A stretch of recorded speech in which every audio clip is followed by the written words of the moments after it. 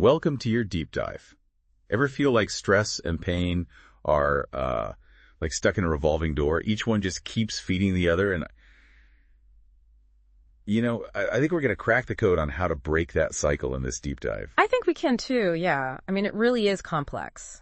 But there are so many things that we can do to start to regain control. Yeah, I mean, for sure. And, I was looking at all this research and I'm realizing this is like a real thing. This isn't just all in our heads. It's like our bodies actually react. Absolutely. When we're in pain, it triggers our fight or flight response, Yeah. and our body is like pumping out all these stress hormones, adrenaline, cortisol. Yeah, the ones that make your heart race and your palms sweat, right? Exactly. Yeah. Yeah. And like in small doses, that's fine. That's helpful. But over time, those hormones actually make us even more sensitive to pain. Oh, wow. So it's like our bodies are stuck on high alert and everything feels worse. Yeah, exactly. And there's actually research on this, one study even found that chronic stress can actually change the way our brains process pain signals, so we perceive pain more intensely. So it's not just that we're feeling more stressed, but like our brains are actually amplifying the pain signals. Yeah, exactly. This is wild. And I'm guessing it's kind of a vicious cycle.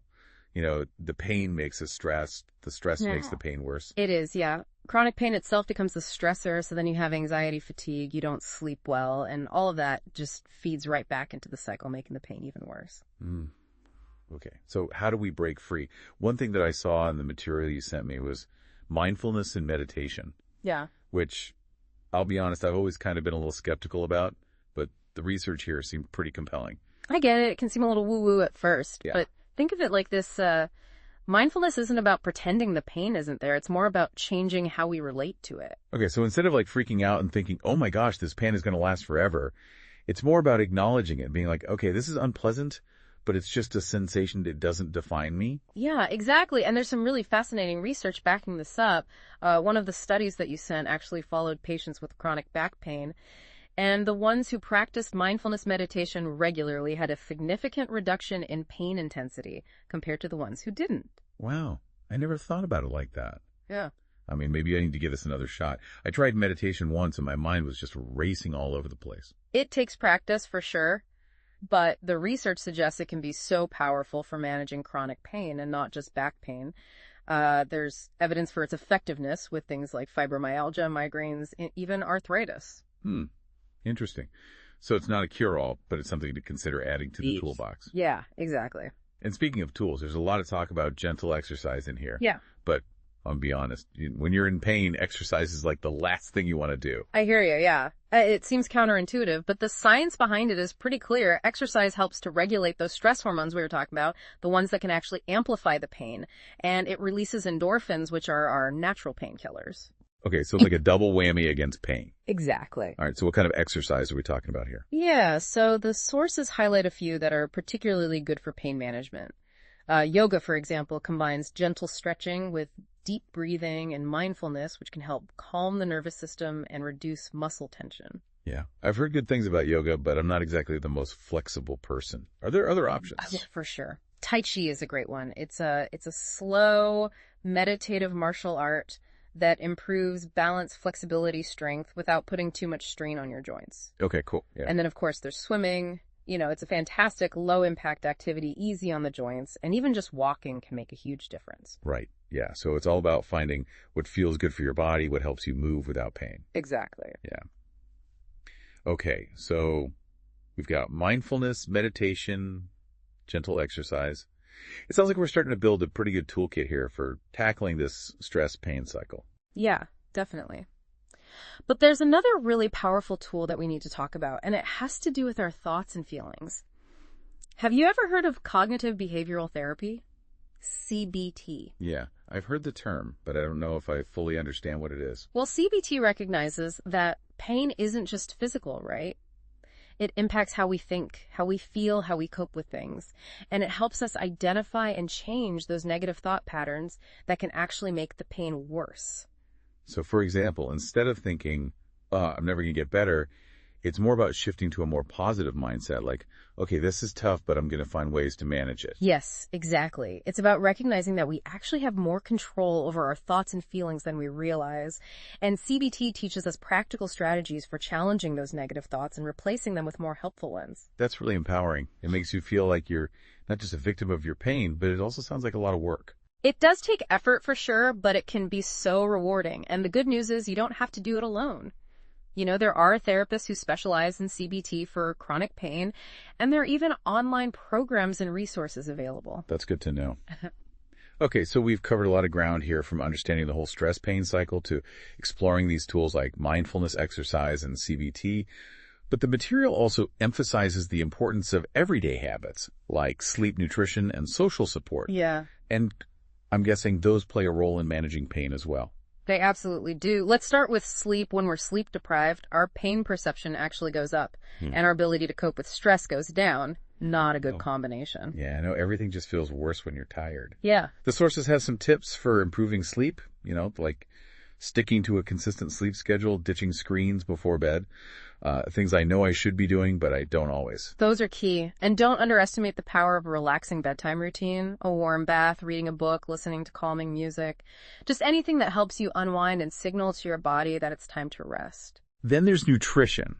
And I'm guessing there are certain foods that can help with pain and stress, and others we should maybe try to avoid. Yeah, you're exactly right. The sources highlight anti-inflammatory foods like berries, leafy greens, turmeric, also omega-3 fatty acids, so things like salmon, walnuts, and then magnesium, which you can get from foods like bananas and spinach. So it's all about nourishing our bodies with what they need to heal and thrive. Exactly. Okay, so what about those foods we should avoid? I have a feeling I already know the answer. You probably do.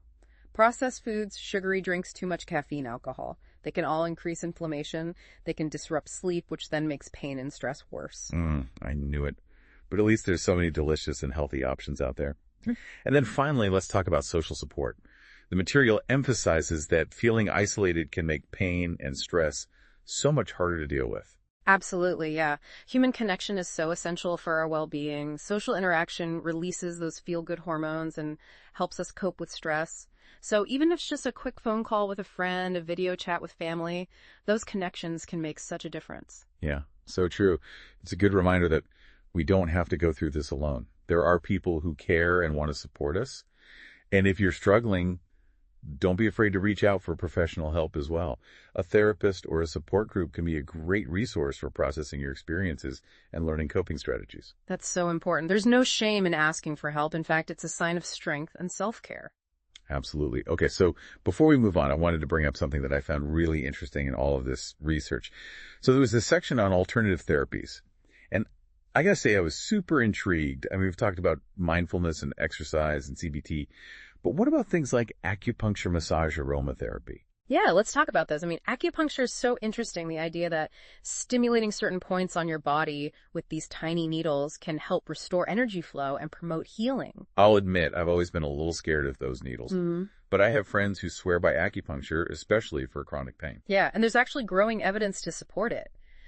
One of the studies you sent actually found that acupuncture was even more effective than standard pain meds for treating chronic low back pain. Wow. Seriously. So it's not just some mystical ancient practice. Yeah. There's real science behind it. Exactly. And then there's massage therapy, which I think a lot of people associate with relaxation, pampering yourself. Yeah, like a spa day. Right. But massage can be so powerful for pain management. It helps to release muscle tension, improve circulation, and reduce those stress hormones that we talked about earlier. Yeah, the ones that make the pain worse. Exactly. And there are so many different types of massage, from Swedish massage to deep tissue. So it's really about finding what works best for you. And then we have aromatherapy. I'll be honest, I used to think it was just about making things smell nice. But I've been reading more about how certain essential oils can actually impact our mood and well-being. It's true. Certain scents can have a real impact. One of the sources actually mentions lavender oil, which is known for its calming properties. And there's research showing that inhaling lavender oil can help reduce anxiety and improve sleep quality. Oh, wow. So it's like a natural chill pill. Yeah, exactly. And for headaches, peppermint oil can be really helpful. It has this cooling, soothing effect that can ease tension. And then eucalyptus oil is great for clearing congestion and respiratory issues, which is why it's in so many chest rubs. So it's not just about masking unpleasant smells. It's about using scents strategically to create a more soothing and healing environment. Exactly. But it's important to note that while these alternative therapies can be super beneficial, it's always a good idea to do your research and talk to your doctor, especially if you have any underlying health conditions. That's such a good point with essential oils, for example. I know some people can have allergic reactions or sensitivities. For sure. And some oils shouldn't be used during pregnancy or by people with certain health conditions. So yeah, definitely do your homework and talk to your doctor. Okay, well, this has been such a fascinating deep dive. I feel like we've explored so many different possibilities for breaking the cycle of stress and pain. Yeah. From mindfulness and exercise to CBT alternative therapies, and even just those everyday habits that can make such a difference. Yeah, and it's all about finding what works best for you, for your body and your lifestyle. Exactly. It's about building your own personal toolkit for managing stress and pain. I like that. And it's a journey. It might take some experimentation to find the right combination of tools and techniques that really work for you. And it's a journey we don't have to take alone. There are so many resources available, support systems, people who care about us, and a ton of knowledge out there to help us find relief and reclaim our well-being. Yeah, it's about empowering yourself to take an active role in your health and well-being. So as we wrap up, I want to leave our listener with one final thought. And it kind of came to me as we were going through all of this research. We've been focusing a lot on managing stress and pain that already exists. But what if instead of just reacting to pain, we could be more proactive about preventing it? Ooh, I like that. Shifting from a reactive mindset to a proactive mindset. Exactly. So it's not just about putting out the fire when it starts, Yeah. but fire-proofing the house, so to speak. You'll love that analogy. And I think a lot of the techniques we've talked about today, like mindfulness, gentle movement, even things like getting enough sleep and nurturing those social connections can help us build that resilience. Absolutely. It's about creating a foundation of well-being that can help us weather those storms. And that, my friend, is your deep dive into breaking the cycle of stress and pain. Until next time, happy diving. It really is fascinating to think about, maybe we have more power than we realize when it comes to preventing pain and building that resilience. Yeah, and it really highlights how interconnected everything is, our physical health, mental health, emotional well-being. It's not just about treating symptoms in isolation. It's about taking care of the whole system. Right. It makes me wonder, do we often miss those early warning signs, like those little aches and pains, that feeling of always being on edge? Is that our body trying to tell us something? It's like our bodies are whispering to us, hey, pay attention. Something's not quite right here, but we're so busy, we're so caught up in everything that we don't really hear those whispers until they become like shouts. And then we're stuck in that reactive cycle, right? Just trying to put out fires instead of preventing them. Yeah, exactly. So what if we started tuning in to those more subtle signals and addressing them before things escalate? I mean, maybe that means incorporating more mindfulness, making time for movement, even just taking a few minutes to breathe and de-stress. Yeah, and I think it also highlights how important self-care is, and not as a luxury, but as a necessity. Yeah, for sure. Self-care is not selfish. Exactly. It's an investment in our well-being, and it doesn't have to be complicated. It could be as simple as taking a walk in nature, listening to music that makes you feel good, connecting with a friend who lifts you up. Yeah, it's about making those little choices, those consistent choices that nourish our minds and bodies. And sometimes self-care also means asking for help. Reaching out to a professional, whether that's a doctor, a therapist, a physical therapist, whoever it is, having a team of experts on your side can make a world of difference. Yeah, especially when we're feeling stuck or overwhelmed. It's okay to ask for help. It's a sign of strength, not weakness, to recognize when we need support. And there are so many incredible resources available to help us, navigate all of this. Absolutely. So as we wrap up this deep dive, I want to leave our listeners with this thought. What if instead of seeing pain and stress as these enemies to be conquered, we saw them as opportunities for growth and transformation? What if by leaning into the discomfort and exploring what's really going on, we could learn so much about ourselves and our bodies? I love that. It's about shifting our perspective from fear and resistance to curiosity and acceptance. Instead of asking, why me? Maybe we can ask, what is this trying to teach me? And through that exploration, maybe we can discover new paths to healing and resilience. It's a journey of self-discovery and empowerment. And it's a journey we don't have to take alone. So to our listeners, keep diving, keep exploring, and keep believing in your own ability to heal and transform. Until next time, happy diving.